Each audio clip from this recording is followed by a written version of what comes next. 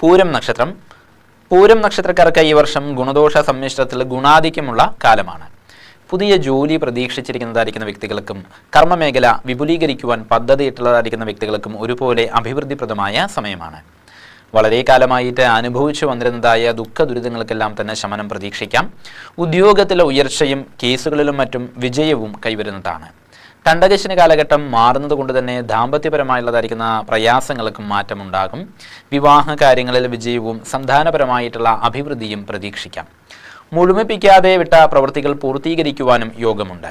മനസ്സിനെ അലട്ടിയിരുന്ന ചില വിഷമതകൾക്കും പരിഹാരം കണ്ടെത്തുവാൻ സാധിക്കും. സ്ഥാവര സ്വത്തെ അഭിവൃദ്ധിപ്പെടുത്തുവാൻ ശ്രമിക്കുന്നതാണ്. എങ്കിൽ പോലും ദുർച്ചെലവുകൾ ധാരാളമായിട്ട് വന്നു ചേരാം. എന്നാലും അതിനൊപ്പം തന്നെ വരുമാനവും ഉയരും എന്നുള്ളത് കൊണ്ട് തന്നെ സാമ്പത്തികമായുള്ളതായിരിക്കുന്ന വിഷമത അത്ര കണ്ട് ഉണ്ടാകില്ല. ആത്മീയമായിരിക്കുന്ന കാര്യങ്ങളിൽ കൂടുതൽ ശ്രദ്ധ പുലർത്തും. പുണ്യസ്ഥലങ്ങളെല്ലാം തന്നെ സന്ദർശിക്കുവാനും സാധ്യതയുണ്ട്. ഉന്നതരായിരിക്കുന്ന വ്യക്തികളിൽ നിന്നും അനുകൂലമായിരിക്കുന്ന അനുഭവങ്ങൾ ഉണ്ടാകുന്നതാണ്. വിദ്യാർത്ഥികൾക്കും വർഷം അഭിവൃദ്ധിപ്രദമായ സമയമാണ്. ടെസ്റ്റുകളിലും ഇൻ്റർവ്യൂകളിലും വിജയിക്കും. വാക്കുകൾ നിമിത്തമായിട്ട് ശത്രുതകൾ ഉണ്ടായേക്കാം. പൊതുരംഗത്ത് നിന്നും വിട്ട് സ്വന്തം കാര്യങ്ങളിൽ ശ്രദ്ധ പുലർത്തുവാനും ശ്രമിക്കുന്നതാണ്. പുതിയ വാഹനവും ഭൂമിയും കൈവശം വന്നു ചേർന്നേക്കും. വാദസംബന്ധമായും ഞരമ്പ് സംബന്ധമായുമുള്ളതായിരിക്കുന്ന അസുഖങ്ങളാൽ ബുദ്ധിമുട്ടുകൾ അനുഭവമാകാനും ഇടയുണ്ട്.